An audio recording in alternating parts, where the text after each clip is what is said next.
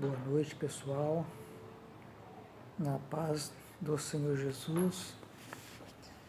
Vamos iniciar o estudo da nossa aula de número 11. Ela tem por título Atributos da Unidade da Fé, Humildade, Mansidão e Longanimidade. O texto de ouro diz assim: Rogo-vos, pois eu, o preso do Senhor, que andeis como é digno da vocação com que fostes chamados. Efésios capítulo 4, versículo 1. Na verdade prática, diz, a unidade na igreja depende de que os crentes evidenciem no cotidiano a humildade, a mansidão e a longanimidade.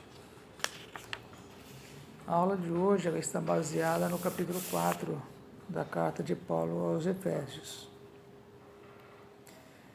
E ele começa esse capítulo fazendo uma oração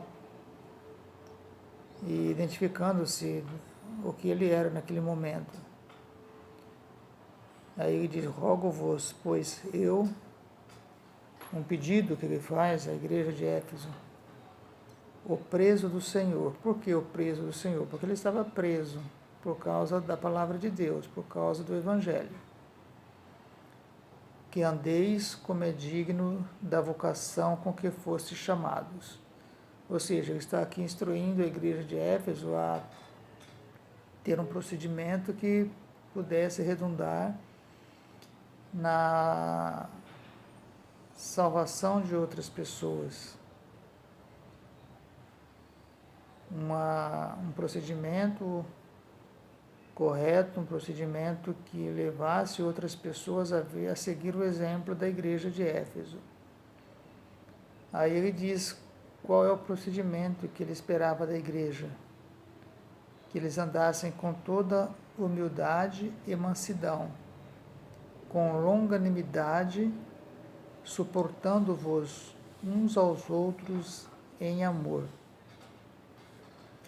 procurando guardar a unidade do Espírito pelo vínculo da paz.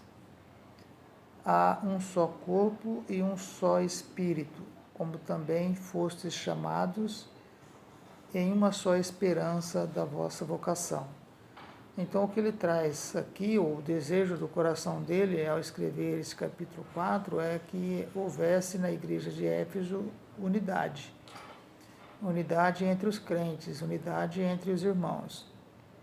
Então, depois de ele ter feito aquela oração intercessória pela igreja de Éfeso, no capítulo 3, ele traz aos irmãos de Éfeso um sentimento que ele tinha e um desejo seu de que aquela igreja fosse uma igreja unida, uma igreja em que todos tivessem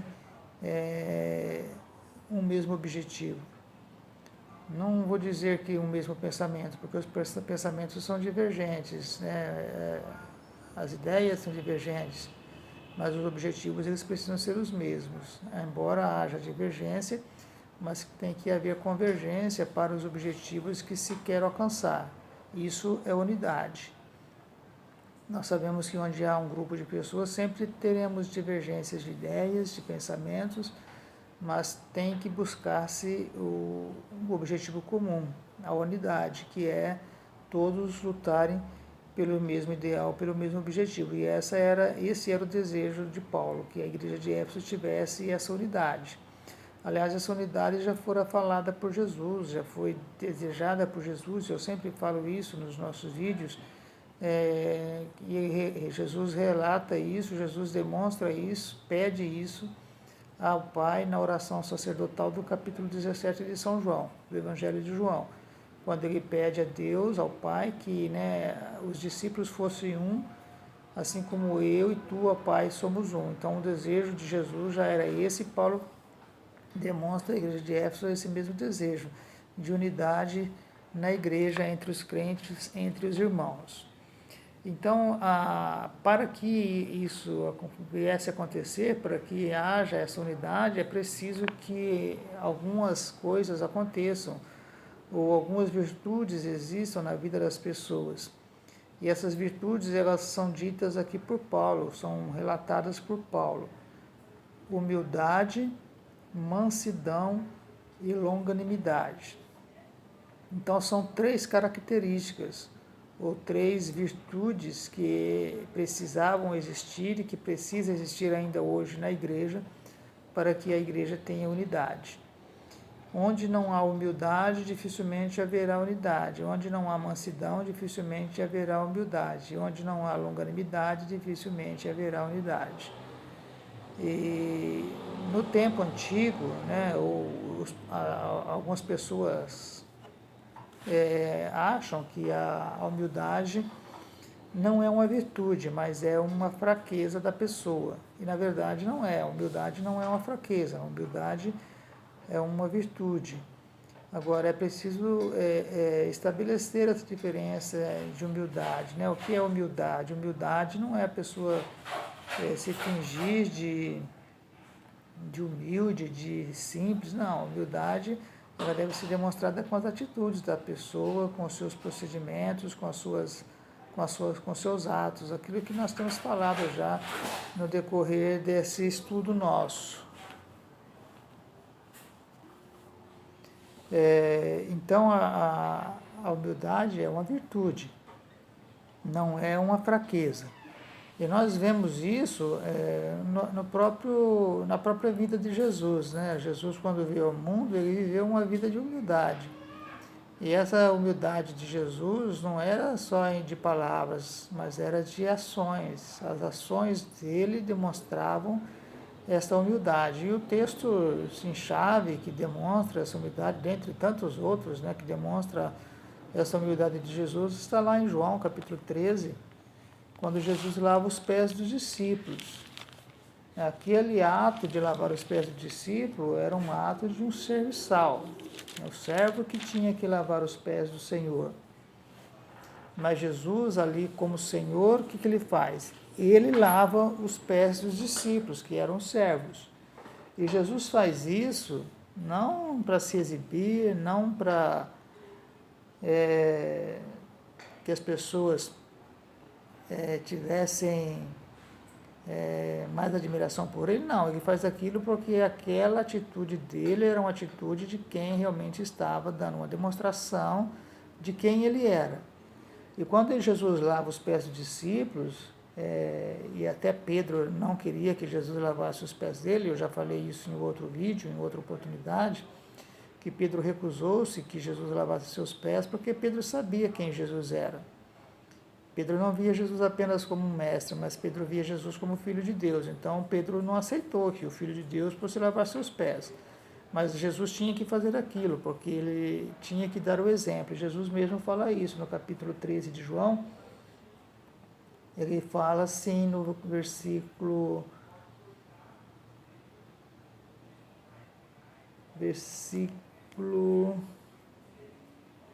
15 do capítulo 13 de João. Jesus fala assim, eu vou ler o 14 também para ficar mais claro. Ele fala assim, no 14, ora, se eu, Senhor e Mestre, vos lavei os pés, vós deveis também fazer o mesmo.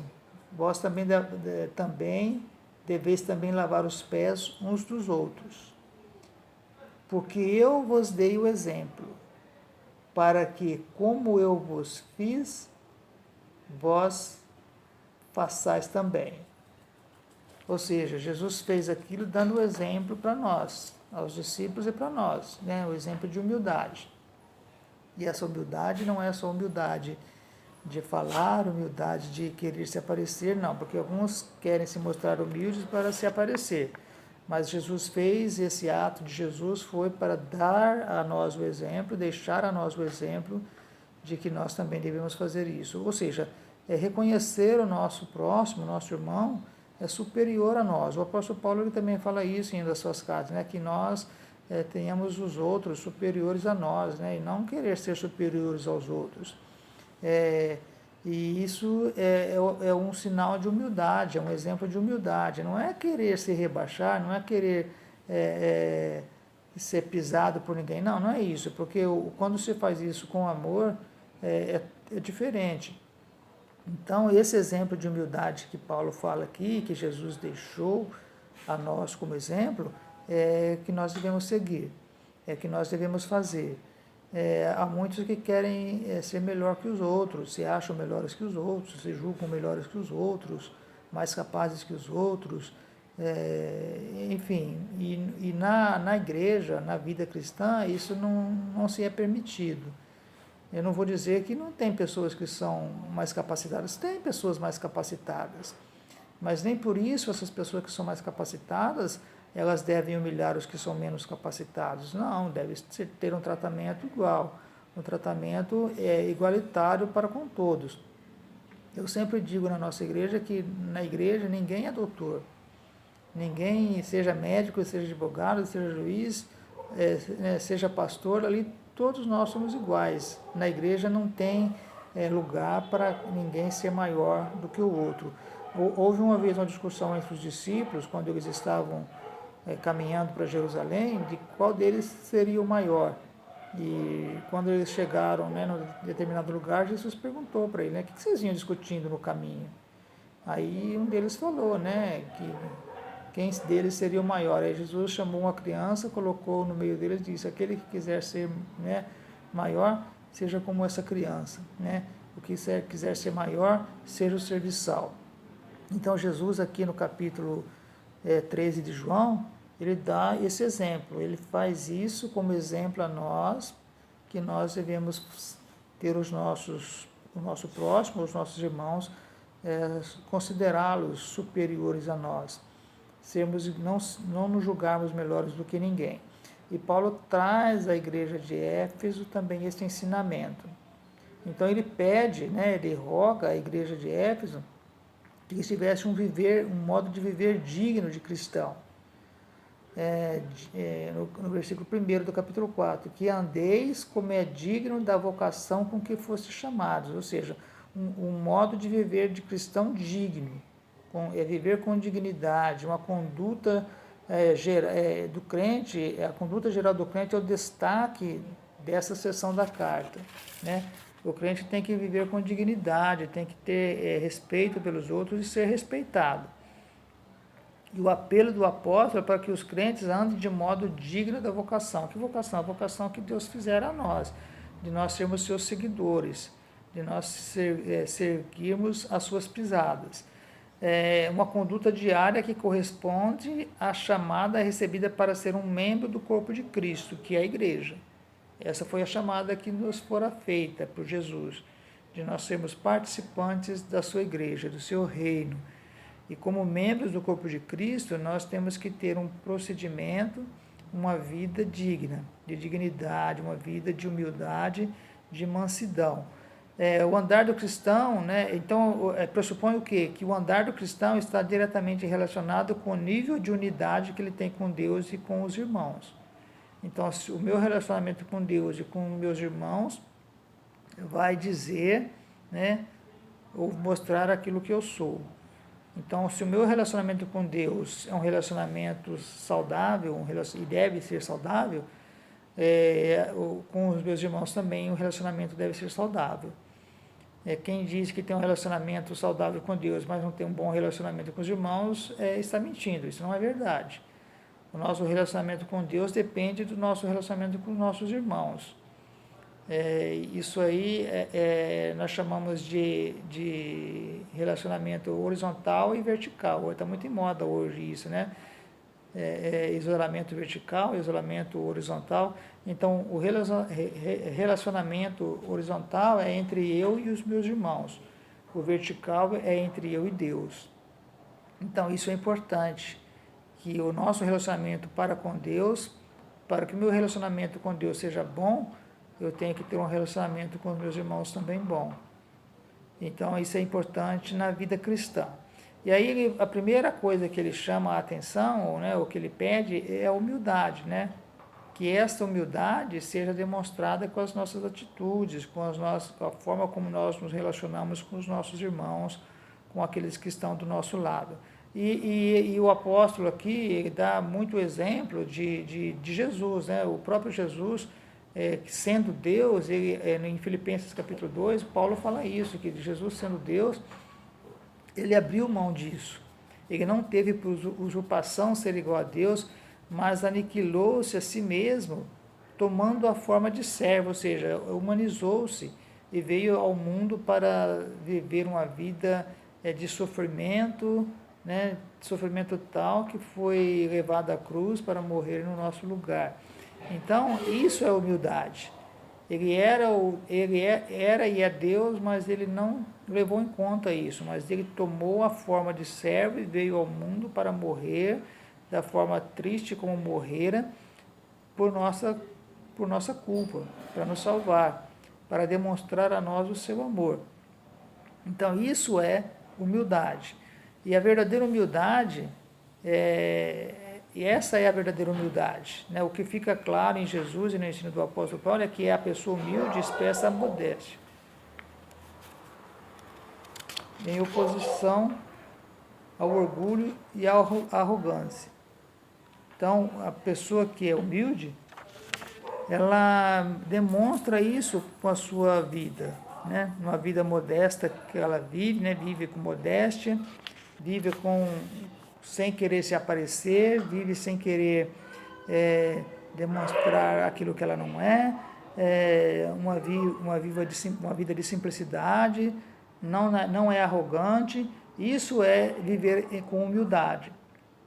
Trata-se de uma postura que favorece o bem da coletividade, no lugar do egoísmo. Ou seja, a pessoa que é simples, que é humilde, ela procura sempre o bem do grupo, e não apenas o seu bem. Ela se preocupa sempre com o grupo. A preocupação dela não é consigo mesma, mas é com o grupo com a qual ela se relaciona. Isso é igreja. Nós, como igreja, né, e aí individualmente agora falando, nós como igreja, nós também devemos ter essa preocupação de não agradar a nós mesmos, mas agradar aos nossos irmãos. É claro que tudo isso existe um limite, né? Existe uma condição, né? E essa condição é o quê? É o amor, com o qual nós devemos amar os nossos irmãos, e o respeito que nós devemos ter por eles e eles por nós. Agora, para que nós sejamos respeitados, nós também devemos dar o respeito às pessoas. Então, assim, a verdadeira humildade coopera para a harmonia nos relacionamentos e promove a unidade do corpo de Cristo. Então, quando existe humildade entre nós, cristãos, esse relacionamento entre nós fica mais fácil, fica mais tranquilo de viver. Quando alguém quer, né, a gente chama de estrela, né, virar estrela na igreja, aí complica, porque aí a coisa não dá certo. Porque na igreja não tem estrelas, todos nós somos servos. E eu digo sempre lá na nossa igreja que quanto mais alto o grau que você alcança no ministério, ou mais alto o grau ministerial você alcança, mais servo você é. E é isso, e eu falo isso baseado na Bíblia, porque Jesus deu esse exemplo. Jesus era mestre e senhor, mas ele disse: eu não vim para ser servido, mas para servir. E na igreja, aqueles que detêm alguns cargos eclesiásticos elevados, eles devem ter em mente isso, que quanto mais elevado o grau que ele possui, mais servo ele será dos irmãos, mais servo ele será da igreja. Além de ser servo de Cristo, será servo da igreja, porque ele está ali para servir a igreja. E isso é muito importante no relacionamento, e isso é importantíssimo para a unidade da igreja. A unidade da igreja depende disso, do nosso relacionamento, do nosso comportamento, das nossas atitudes e do nosso espírito de humildade. Aliás, em Mateus 11:29, se não me engano, Jesus disse: Vinde a mim, todos os que, 28 e 29, vinde a mim, todos os que estáis cansados e oprimidos, e eu vos aliviarei. Aprendei de mim, que sou manso e humilde de coração. Ou seja, Jesus nos dá o exemplo dele. Aprenda comigo, porque eu sou manso e eu sou humilde de coração. Então, essa humildade é uma humildade interior, ela parte de dentro para fora e não de fora para dentro. Então, a vida cristã está baseada nisso. Tudo na vida cristã é de dentro para fora e não de fora para dentro. Então, que nós tenhamos isso em mente e que nós coloquemos em prática esses ensinamentos do apóstolo Paulo para que tenhamos unidade com os nossos irmãos e a igreja tenha unidade nos seus objetivos, nos seus ideais. Deus abençoe vocês, em nome de Jesus.